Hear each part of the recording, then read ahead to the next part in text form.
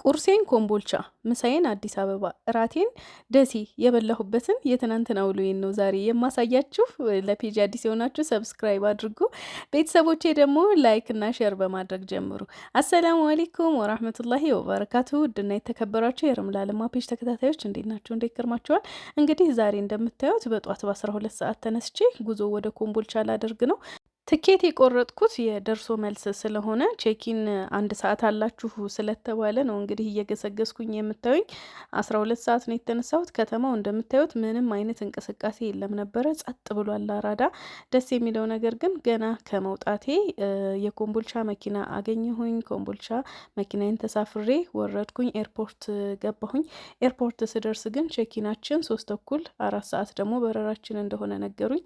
የአውራ ብዬ ፎደይ ስለነበረ እዛው ኤርፖርት ውስጥ ወደሚገኝ ምግብ ቤት ሄድኩኝ።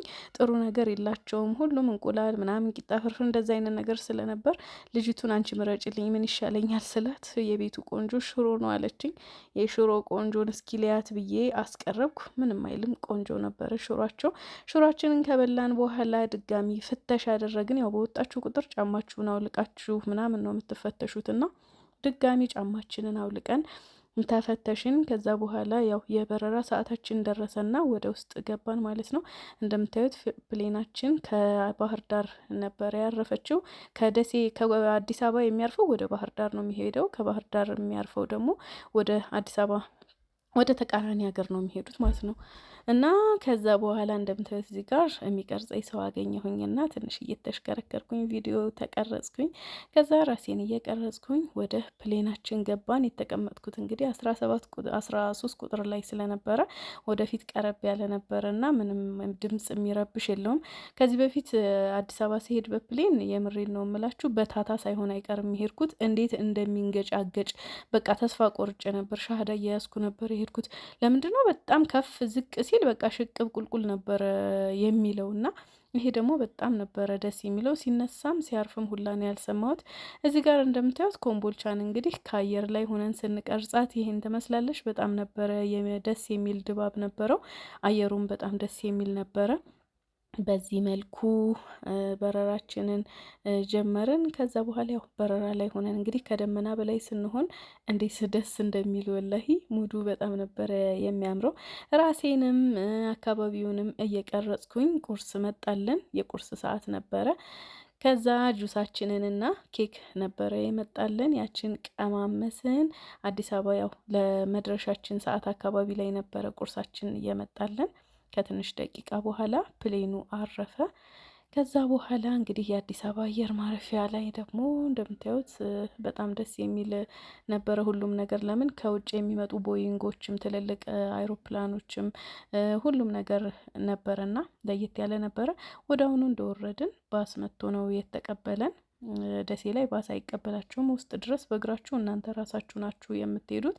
እዚህ በባስ ተቀበሉን። ከዛ ወደ ዋናው አስገቡ ማለት ነው። በጣም ብዙ ኡስታዞች ምናምን ጋር ነበር የመጣሁት። ዲፕሎማቶች የአዲስ አበባ ላይ ስብሰባ ነበር መሰለኝ። በጣም ብዙ ባለስልጣን ነበረ እንደምታዩ። ስለዛ ነው ግርግር የነበረው። ከዛ በኋላ ከኤርፖርት እየተሯሯጥ ኮረድኩኝና ራይዴን ጠርቼ ጉዞ ወደ ላምበረት ያው ወንድሜ እንዳለ ታውቃላችሁ። ማፊ ፋሽን የሚል ቆንጆ የወንዶች የፍሪክ አልባሳቶችን ያቀርባል። አልባሳት የምትፈልጉ አዲስ አበባ ያላችሁ ማፊ ፋሽንን ተመራጭ አድርጉ። የሚይዛቸው ልብሶች በጣም ብራንዶች ናቸው፣ ኦሪጂናሎች ናቸው። እሱ ጋር ሆኜ ቡናችንን ጠጣን። የወንድሜ ሚስትና ወንድሜ መኪና ይዘው እስኪመጡ በዚህ ሁኔታ ከጠበቅናቸው በኋላ ወንድሜ መጣልኝ። ከዛ በኋላ አንድ ላይ ተሰባስበን ምሳ ወደምንበላበት ቦታ ሄድን ማለት ነው። ወንድሞቼን ከ3 አመት በኋላ ነው ያገኘኋቸውና ወላሂ በጣም ናፍቀውኝ ነበረ። ያው እንደዚህ አዲስ አበባና ደሴ ስትሆኑ ምንም ነው በቃ አትገናኙም፣ አይመችም። ያው እነሱም ልጆች አሏቸው፣ እኔም ልጆች አለኝ። በዛ ላይ የኛ ይቀላል። አዲስ አበባ ላለ ሰው ግን የሆነች ነገር አለፈቻቸው ማለት በጣም ብዙ ነገር ነው የሚጎልባቸውና ሰዓታቸውን በአግባቡ ይጠቀማሉ። ይሄኛውም ከባድ ስራ ነው የሚሰራው፣ ይሄኛውም ነጋዴ ነውና ብዙ ጊዜ አንገናኝም እና በጣም ተነፋፍቀን ስለነበረ ስለ ውሏችን ስለ ልጅነታችን በጣም ዘና እያልን ስናወራ ቆየን። ከዛ በኋላ ያዘዝነው ምግብ መጣ።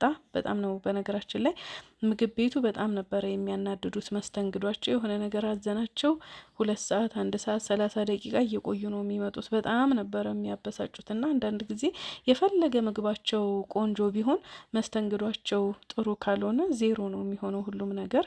እንደምታዩት ምግባቸው 16 አይነት ነው። የተለያየ አይነት ወጣወጥ ነገር ነበረ ያመጡልን። ወንድሞቼ ጾመኞች ስለሆኑ የፍስለታ ጾም ላይ ስለሆኑ ግዴታ የምንበላው እንደዚህ አይነት ነገር ነው። አሳ እንኳን አልተቀላቀለበትም።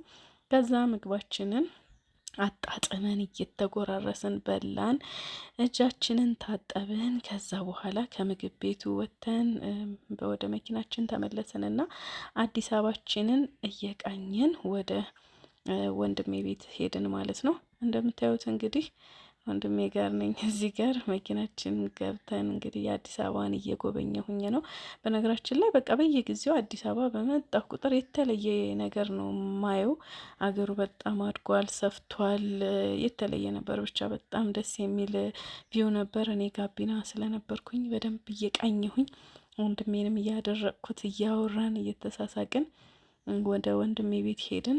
ያው እዛ መሄድ ያለብኝ ግዴታ ልጆቹን ሰላም ብዬ መመለስ አለብኝ ብዬ ስላሰብኩኝ ልጆቹን ሰላም ለማለት ወደ አቤ ሄድኩኝ። ከዛ በኋላ እንደምታያቸው ወንድሜ ሚስት ምናምን እንደዚህ የባህል ልብሳቸውን ለብሰው ምር ብለው ነበረ። ከዛዛኛው ትልቁ ቤት ደግሞ ትልቅ ፕሮግራም ነበረ የተዘጋጀው ምናምን ፏፏ እያሉ ነበረ። እዚህ ጋር ያው እኔ በነገራችን ላይ ሰዓቱ ምንም አልበቃኝም።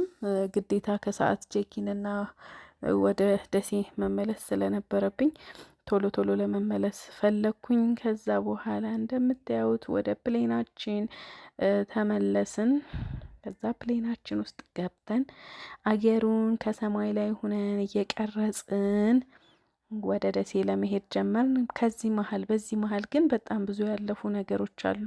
እነዛ ነገሮች ምንድናቸው ማለታችሁ አይቀርም። በመሀል እንግዲህ ተመርቅ ያለው ልዩ ፕሮግራሞች ነበሩኝ። እነዚህም ፕሮግራሞች በቀጣይ ቪዲዮ ያው ከ8 ደቂቃ በላይ ቪዲዮ ሲረዝም ደስ አይለኝም። መርዘሙ በእርግጥ ለክፍያም ለምንም ጥሩ ነው፣ ግን እኔ በራሴ ከዛ በላይ ሲረዝም ብዙም ደስ አይለኝምና ለዛሬ በዚህ ብቃን። ኢንሻአላህ ነገ ደግሞ በሁለተኛው ቪዲዮ ላይ የነበረውን ቆይታ ምን እንዳሳለፍኩኝ ዝርዝሩን ይዤላችሁ እመጣለሁ። ወዳችኋለሁ። አላህ ያክብርልኝ። አላህ ሀገራችንን ሰላም ያርግልን። ሰላም አለይኩም ወራህመቱላሂ ወበረካቱሁ።